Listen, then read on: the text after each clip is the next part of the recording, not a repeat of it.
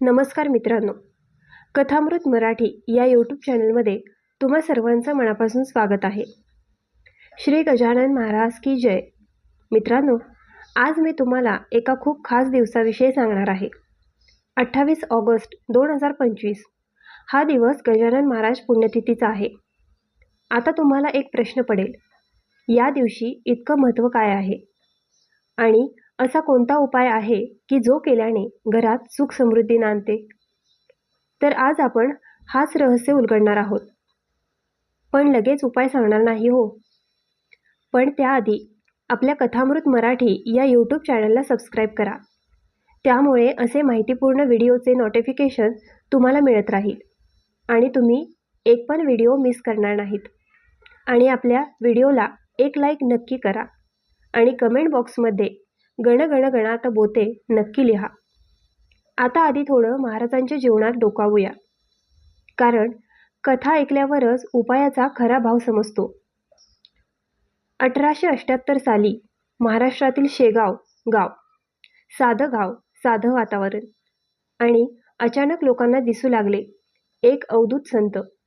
फाटकी वस्त्र, उघडं अंग, डोळ्यात तेज, तोच गजानन महाराज. लोकांना सुरुवातीला वाटायचं हे साधे वेडे फकीर असावेत, पण लवकरच चमत्कार घडू लागले. एक कथा ऐका. एका गरीब शेतकऱ्याच्या घरी धान्याचा दाणा नव्हता. घरातले लहान मुलं रडत होते. महाराज आले, शांतपणे अंगणात बसले. क्षणात त्या घरात धान्याचा ढीग उभा राहिला. सगळे चकित झाले. दुसरी कथा. एका भक्तावर कर्जाचा डोंगर होता. रात्रंदिवस चिंता. महाराजांनी त्याला सांगितले, भिवू नकोस, गणगणगणात बोते म्हण. काही दिवसात त्याचे कर्ज फेडले गेले.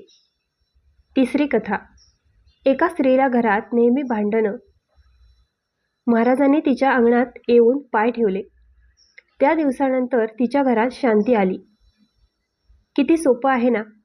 महाराजांचा एक स्पर्श, एक आशीर्वाद आणि भक्तांचं जीवन बदलून जातं. आता मित्रांनो, प्रश्न पडतो, पुण्यतिथी म्हणजे नक्की काय?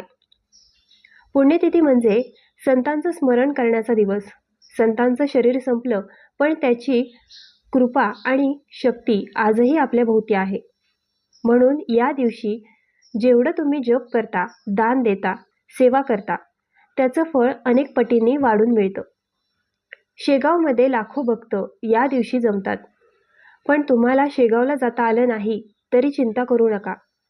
महाराज म्हणतात, भाव असेल तर मी स्वतः घरी येतो. म्हणून घरीच साधी पूजा केली तरी महाराज प्रसन्न होतात. चला तर मग आता पाहूया कशी करायची पूजा.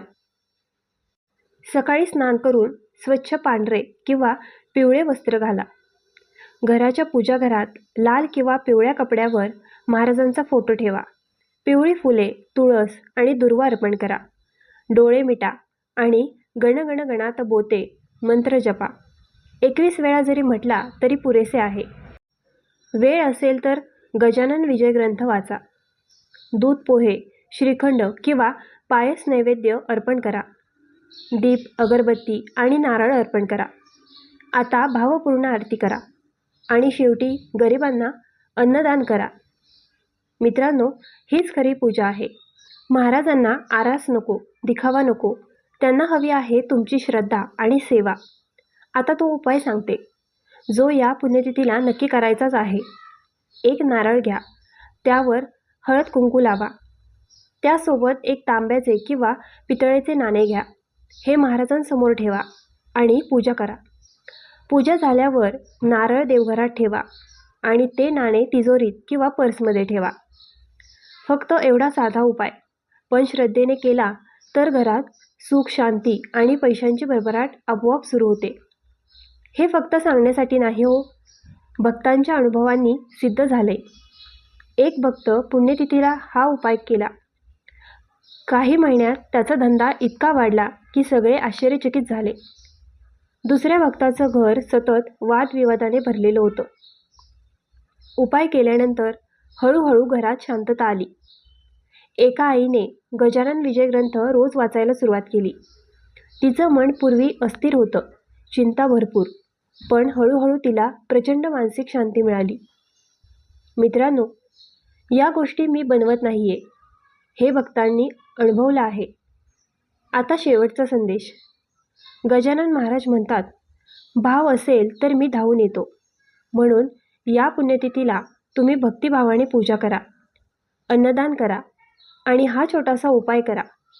तुमच्या घरात सुख नांदेल, पैशांची भरभराट होईल आणि सर्वात महत्त्वाचं, मनाला खरी शांती मिळेल.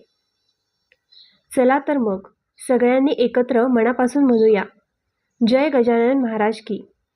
गण गण गणात बोते. व्हिडिओ आवडला असल्यास आपल्या कथामृत मराठी या यूट्यूब चॅनलला लाईक, शेअर आणि सबस्क्राईब करायला विसरू नका. धन्यवाद.